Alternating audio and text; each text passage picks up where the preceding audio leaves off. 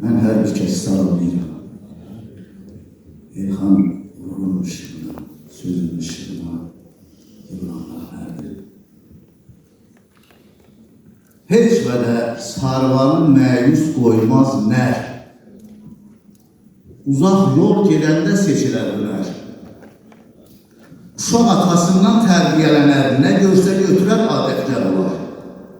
Elxan elə belə gəlməmişdir. Elxan hardan qaynaqlanmışdır? Allah rəhmət eləsin, suyu qurun əmrimə. Və Faxralı kimi bir qulaq var. Nəbiyəm dərsini oxudum, Kamil kendim ustad olsa, mən oğlanım qaim. Yorum düşsə təşbih edir İstanbul, Faxralı təşavür edir bunu. Ağır elli Faxralıdan qaynaqlanmış. Və bu elə, bu elin xoşbəxtinə, bu el niyə Allah'ın əziz bir elidir. Orada necə əziz bəndələr yaşayır ki, Səməd Vurğun Faxralıya özü də məhz Söğür müəllimin məktəb direktoru olan vaxtında Faxralıya getmiş. Allah rəhmət eləsin, bütün keçənlərə Hacı müəllimələr, yəqin ki, burada eləşənlər tanıyır.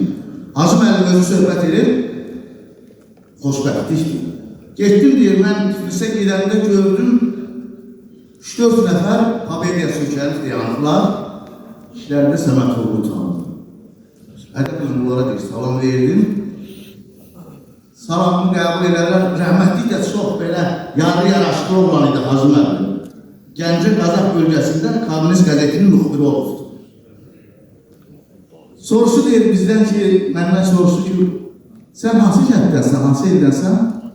Deyir, mən Faxralıdanam. Sizi dəvət edə bilərəm Faxralı xəngəlinə. Elə bir mənim qismətim idi deyir. Səməd Vurğun deyir, sorusu ki, bizim nə qədər vaxtımız var? Deyirlər ki, bir xeyli vaxtımız var. Deyirlər ki, gidək.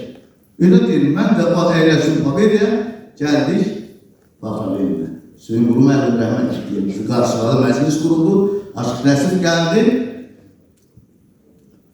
Yenə doğrudan da heç bir təhsil almadan, fitri istedadınla, Allah'ın verdiği payla yetişən bir şairin əli. Mənasız, münasibsiz sözü bilmənin faydası nə? İzinsiz, təklifsiz məclisə varmanın faydası nə? Uzaq olan hər zaydan düşmə qəm girdabına, ağır cümdən sonra peşman olmanın faydası nə? Yarı gördüm bağ içində ötördü bülbül kimi, bircə saat görməyəndə günüm keçer il kimi, bir görür ki, fərəhlənib açılmayan gül kimi, arsız-arsız el cümlə gülmənin faydası nə? Şair nəbi bu şərtlə eylər mənim mətnini, bircə saat fikir versən, sən bilərsən zatını. İslam olan yaxşı bilə şəriyyətin şərtini, ibadətini yar üçün qırmanın faydasına. Və başladı Aşıq Nəsir şair nəbinin dünya şeirini oxumağa. Mən indi həmin şeiri sizin diqqətinizə çatdıracağım. Doğrudan da dünya şeirlərinin ilk şeirini Xəstə Qasım yazır. Və burada bütün varlığıyla şair nəbi deyərlər, dünyanın nə olduğunu çox gözəl açıqlayıb və Səməd Vurğun Söyün Qulu müəllimə tapşırıb bu şeirə görə ki, şair nəbinin şeirləri toplansın. Mən indi şair nəbinin həmin dünya şeirini sizin diqqətinizə çatdıracağım.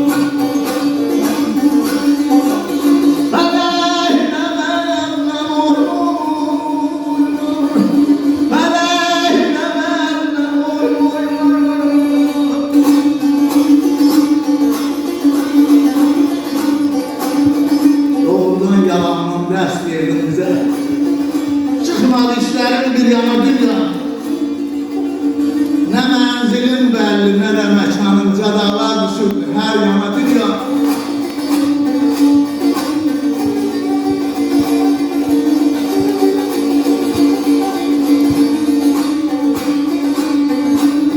Ruzidə bəli nəsildə yaylar, ötür ömrümüzdən gələn aylar.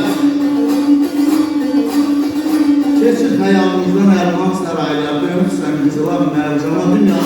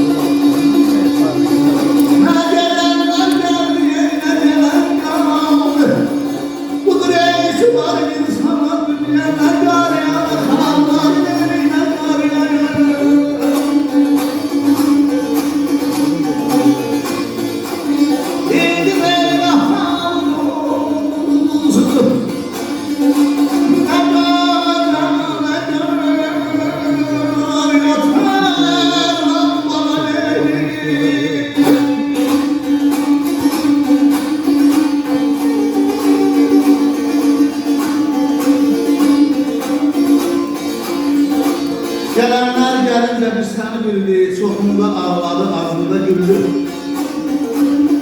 Ne gidenler geldi, ne gelen kaldı, budur etibarın insana dünya. Lazım etrafta dili bozakta, aklında körbüler güldan israftır. Yılımızın yılsızdı, kolun qüvvətli, baxmırsan boşaya, cavana dünya.